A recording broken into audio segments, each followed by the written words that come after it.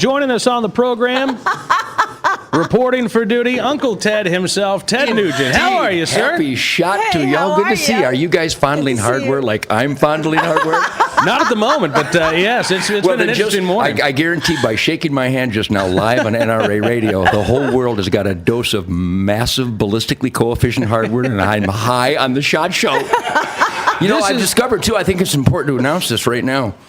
They have more stuff here than I have in my truck. That's never a scary thought thought, isn't it? Yeah. I never thought I'd see the day, but I'm proud to be a part of it. Yeah, this is, I mean, there's no way to see all of the SHOT Show at one time, because as you're walking down, I was walking from my hotel this morning, and the convention center itself is enormous, but then they've got things set up. I mean, they've run out of space inside. They built giant places to put more stuff. Yeah. I called my wife and I go, we need to build giant places to put more stuff. No, I got to tell you, and let me, if I may, because I know you got a microphone in front of my face, so you're not afraid of me. No. Let me tell the world what is the SHOT Show, if I may, encapsulize you bet. The spirit of this event. Wall-to-wall hunting, fishing, trapping, shooting, wallpapering the world with Gore-Tex and Thinsulate. Moms and pops, dealers, entrepreneurs, major corporations, most importantly, I think, to emphasize what the SHOT Show is, $76 billion economy that dwarfs most major economies, all about conservation, the shooting sports, much of it to do with the Second Amendment self-defense celebration. But the other day I heard Glenn Beck talking about a family who had gone through some great hardships. 4 boys, all had muscular dystrophy. I just hung up a deer. I just put a deer in my shed, and I gave the dogs a biscuit, and I'm driving home. And I'm listening to Glenn Beck, CNN headline news and anti-hunting media, anti-hunting, anti-gun media. Mm-hmm. But I listened to Glenn talking about how the Clark family in Idaho were dealing with incredible hardships, no health insurance to cover the muscular dystrophy of all 4 boys. But the house was filled. Now I'm listening. He's got my heartstrings anyhow. Right. Because I love Glenn, and I love that he promotes some self-evident truth in an otherwise anti-truth environment. And he said the Clark family's home was filled with love and animal mounts. Well, Uncle Ted's cell phone jumped into my fist. And this is all coming to a conclusion about what the SHOT Show is. The families at the shooting, hunting, outdoor trade show.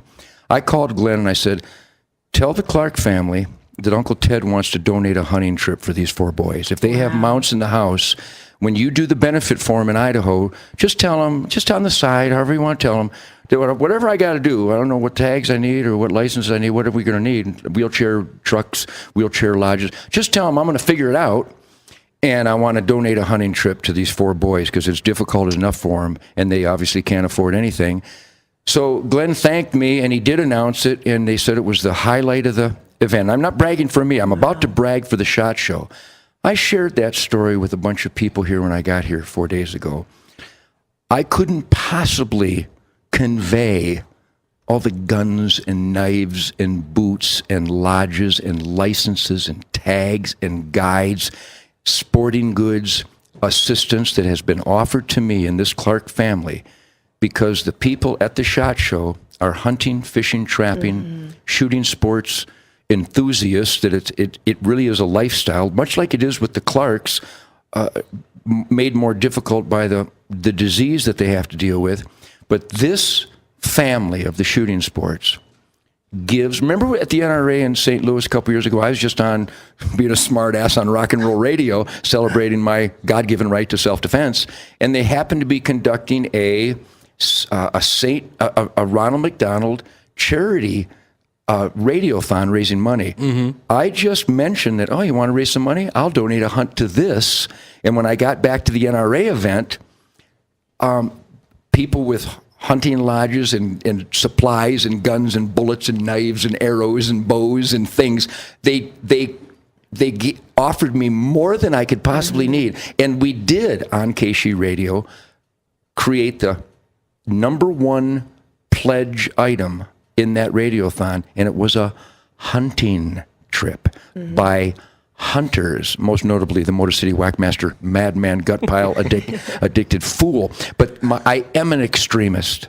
I am gung-ho. I'm an extreme hunter. I extremely love to hunt, and I extremely love the way this industry, the National Shooting Sports Foundation, Safari Club International, the NRA, every sporting, hunting, shooting, outdoor organization, when a family needs help in America, you only have to reach out to the hunting community, and you will get more than you possibly need.